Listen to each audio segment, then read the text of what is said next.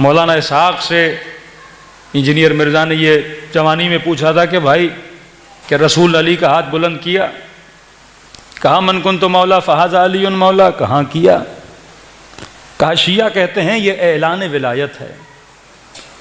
تو انہوں نے کہا نہیں، اگر اتنا اہم واقعہ ہوتا تو رسول اسے عرفات میں بیان کرتے، جہاں سارے مسلمان موجود تھے.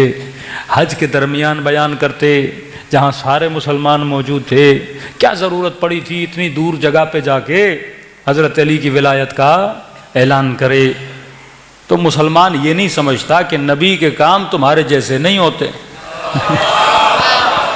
سب سے پہلے آپ نبی کو پابند کیسے کر سکتے ہو کہ آپ عرفات میں اعلان کرو گے تو مانیں گے، آپ حج کے درمیان اعلان کرو گے تو مانیں گے.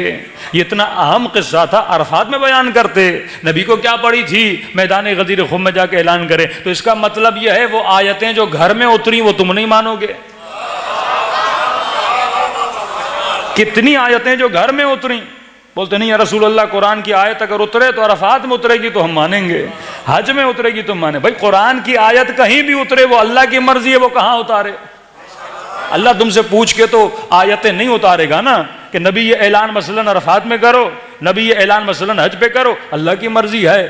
یہی آیت غدیر، یہی حکم غدیر اگر خدا نبی کو گھر میں بھی بولتا، دو لوگوں کے سامنے بھی بولتا، پھر بھی مسلمان پہ واجب تھا کہ نہیں تھا؟ یہ ہم قرآن پہ قدغن نہیں لگا سکتے کہ یہاں پہ آئے گا تو مانیں گے، یہاں پہ آئے گا تو نہیں مانیں گے. اور خدا نے کئی مقامات پہ کہا کہ نبی کو اور نبی کا موازنہ اپنے ساتھ نہ کیا کرو.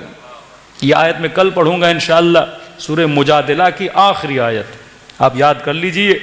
اس میں حقانیت اہل بیت علیہ الصلوۃ والسلام بڑی شامل ہے، جس میں اللہ بتاتا ہے میں کن سے راضی ہوں،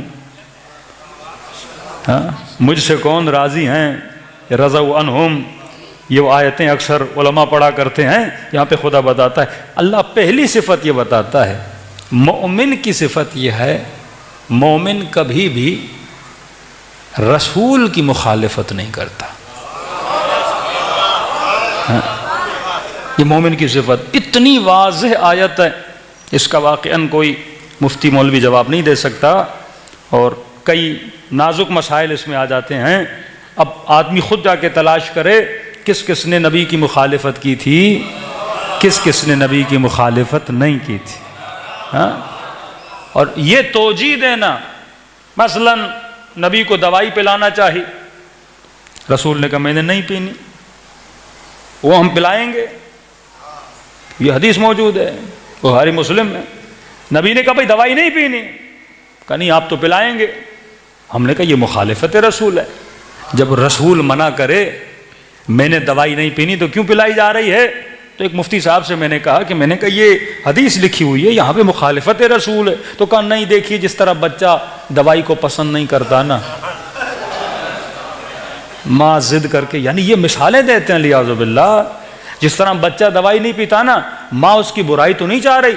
یہ تو نہیں ماں کو اس بچے سے دشمنی ہے، ماں بھلائی میں دوائی پلاتی ہے. میں نے کہا آپ کی بات 100% صحیح ہے، ماں بھلائی میں پلاتی ہے، ماں بچے کی بہتری چاہتی ہے، ماں چاہتی ہے بچہ ٹھیک ہو جائے. بچے کو دوائی کڑوی لگتی ہے، بچہ نہیں پیتا. میں نے کہا تم نے یہ فیصلہ کہاں کر دیا؟ جو تیرے گھر کا بچہ ہے وہ نبی جیسا ہے.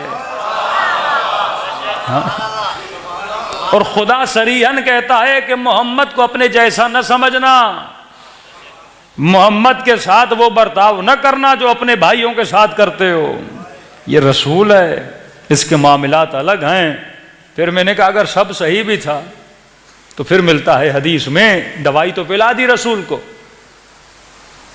پھر رسول جب کچھ عرصے کے بعد طبیعت میں بہتری آئی تو نبی نے کہا کس کس نے مجھے دوائی پلائی تھی؟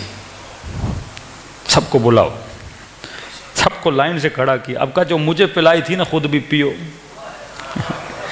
میں نے کہا کیا یہ رسول علیاذ باللہ بچوں والے کام کر رہے تھے کہ تم نے رسول کو دوائی پلائی؟ وہ بھی ان سب کو پلا رہے تھے، سب کو پلائی. میں نے کہا وہ بیمار نہیں تھے پھر بھی دوا پلائی، لیکن ابن عباس کو نہیں پلائی. سب کو پلا کر ایک کو نہ پلانے کی بات کیا ہے کہ نبی بتا رہے تھے میں کن پہ غصہ ہوں.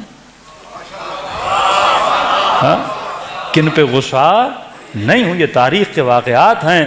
ہم نے رسول کی اطاعت ایسے کرنی ہے، چاہے رسول جنگ میں ہو، چاہے گھر میں ہو، کہاں بھی ہو، ہم نے اطاعت رسول کرنی ہے.